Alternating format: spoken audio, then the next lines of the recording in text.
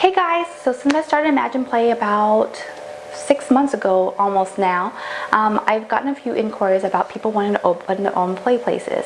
I remember when I first started inquiring about opening up my own play place, I think it was like a year or 2 years ago, and then a year or 2 years later I actually did it. It was just at the time I was kind of like just curious about it, and I know that some of you guys might be curious too. So I've gotten a handful of inquiries, and somebody sent me an email today asking me a few questions, and I thought it would just be a really great way to kind of do a video for those of you guys that are interested or maybe just curious about running your own play place, or just what it's like to basically run a play place. So if you just are curious, then this video is perfect for you, so that way I can answer any questions that you may have. So one of the questions they asked was, what percentage of your visits come from walk-ins versus members? So this is based on today's calculation, because I felt like that was just the easiest way to do it, because today seemed like a really normal day. It was very busy in the morning and then kind of petered out, and it was like slow in the afternoon, and that's usually a normal day for us.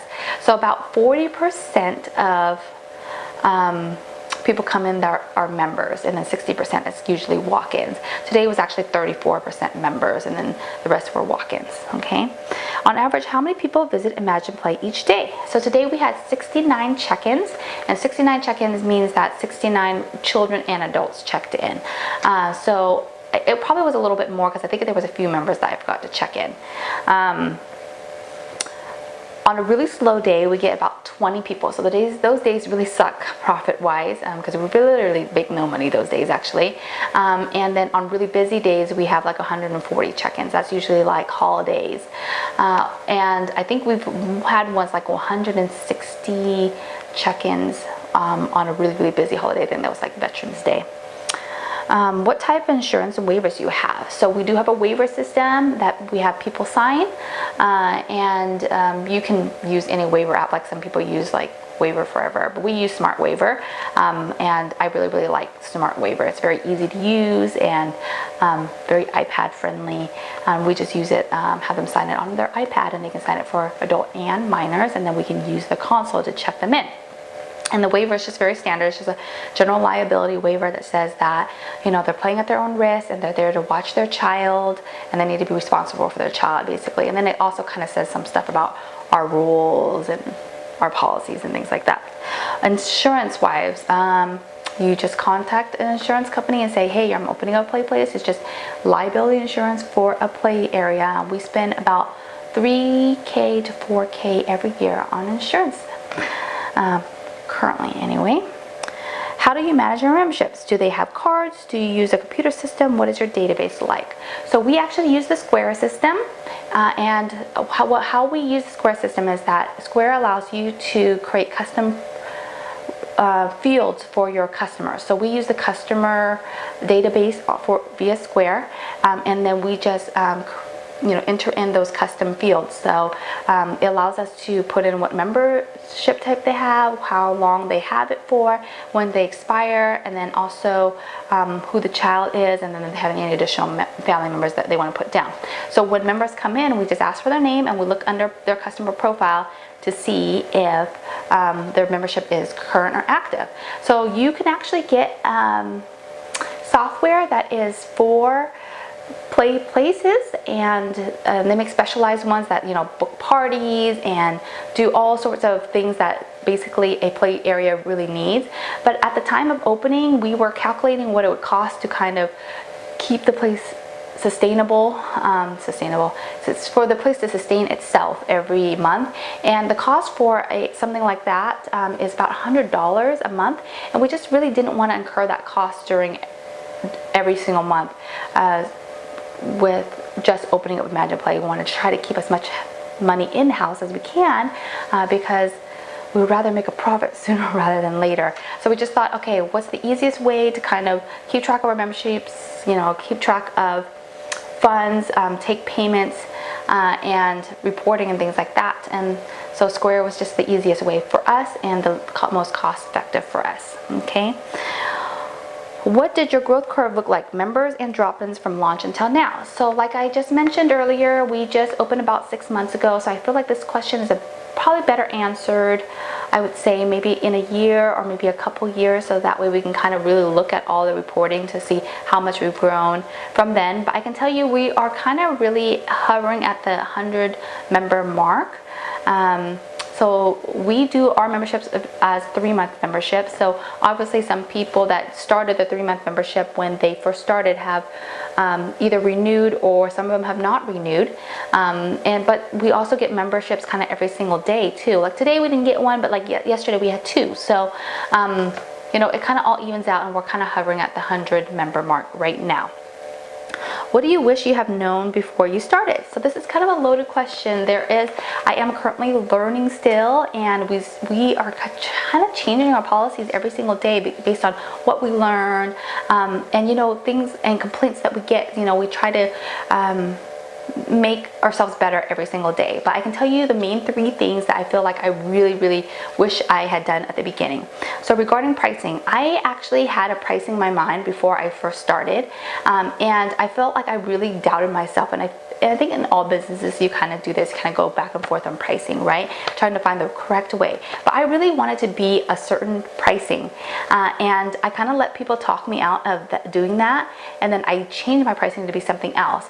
And I realized that pricing was really confusing and just really not where I wanted to be pricing wise. So I wish that I had just started with the pricing that I wanted to be at the beginning, and because now I felt like I was kind of flip-flopping, and it was just so much harder for me to change the pricing when I kind of launched it with the pricing that it was at. So that was one of my biggest things, you know, that I wanted to get a certain amount of money per person that came in, and I feel like I'm not really getting that right now. I did change the pricing structure, but it's still not exactly where I wanted to be, but it is really close to it.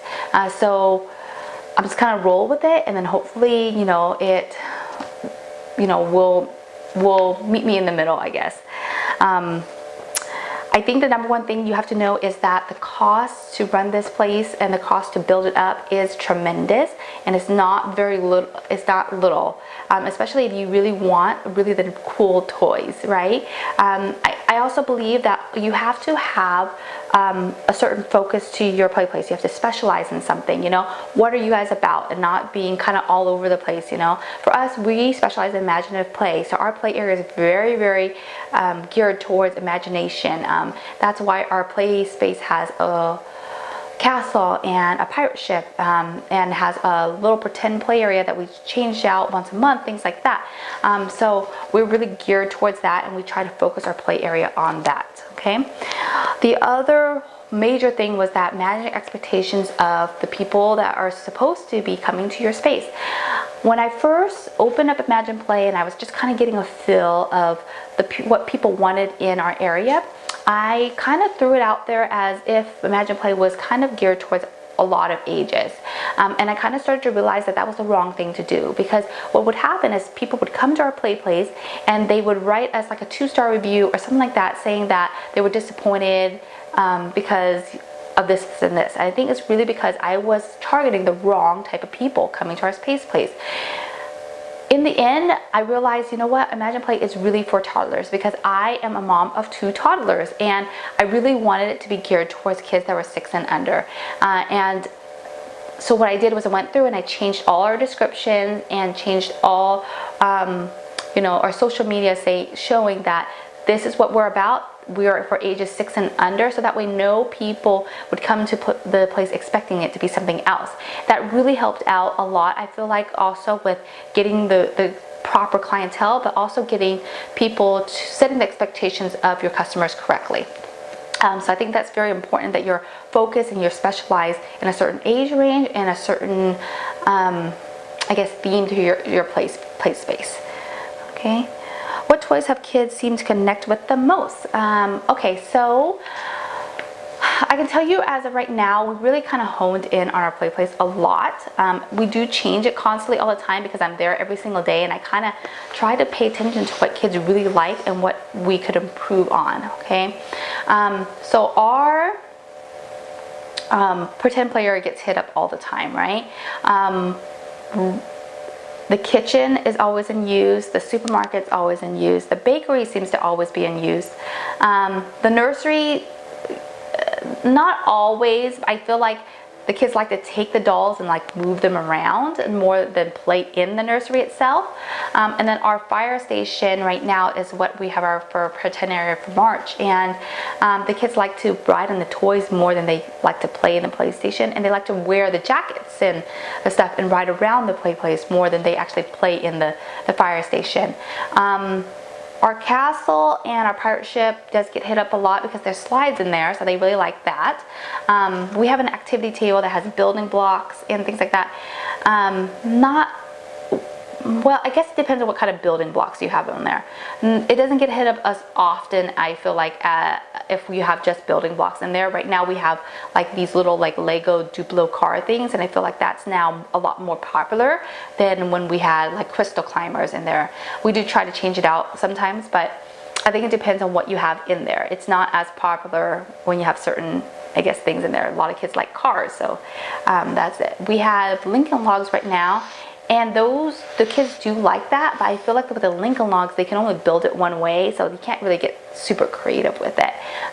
So kids just like kind of like to really knock that over. The ball wall, it was really popular, but it doesn't get hit as much as often as it used to when we first had it. I think it's because it's like kind of a more like, I don't know, once you build it and you do it 1 or 2 times, kids kind of get bored with it. We have an activity panel that hardly gets hit up at all. So definitely we will be taking that out sometime and replacing it with something else. Originally over at our paint wall now is very, very popular. We have an ink canvas that kids use water to paint on now.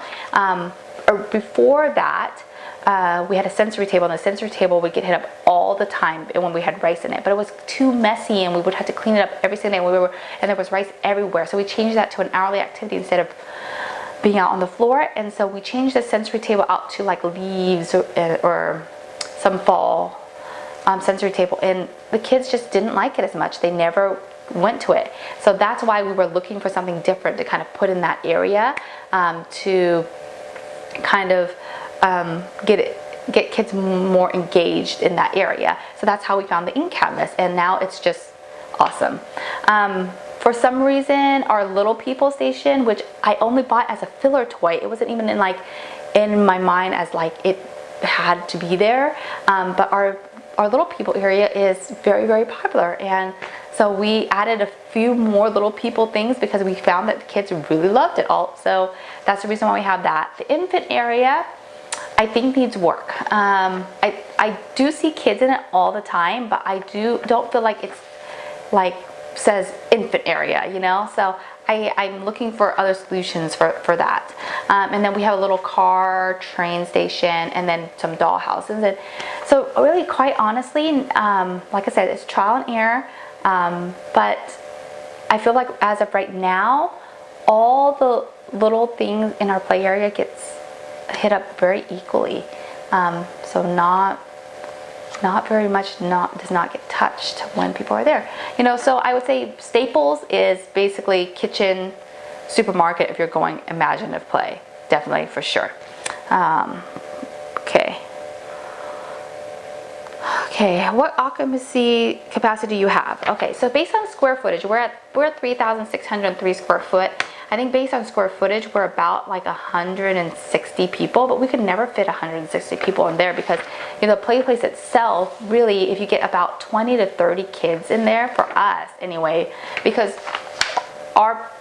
the main play area is really only about 1,000 square feet. So if you make your main play area 2,000 square feet, then you're probably always going to get more kids. But once we start getting like 30 to 40 kids in the main play space, it starts getting a little bit crazy out there. Not like crowded, but also crazy. Like crazy to the point where I feel like, you know, we get a little stressed out when people are there.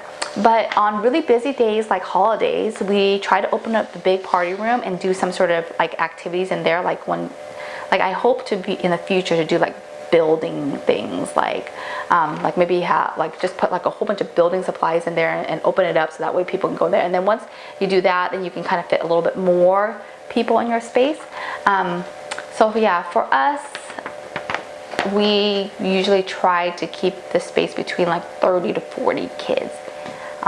in the main play area. So that would mean 30 to 40 kids with their parents. So what, like about 80 people? Somewhere around there. Okay. What is your profit goal monthly? So I can tell you for sure that we try to be at the $300 mark every single day. And that's just because rent, employees, internet, phone, and daily utilities. So we try to hit that mark every single day. Okay, what amenities have parents seem to connect with the most? Definitely when I read our reviews, they say coffee, Wi-Fi, and that we have an open concept play area. Now, the open concept thing, I don't know if all parents love that, but I know for sure that was what I wanted our place to be, and so that's what we have. Okay, so that is all the questions. Hopefully that kind of helped you guys get a little insight on having your own play place. If you have any other questions, make sure you message me and subscribe to this channel to get more tips and tricks. Talk to you next time.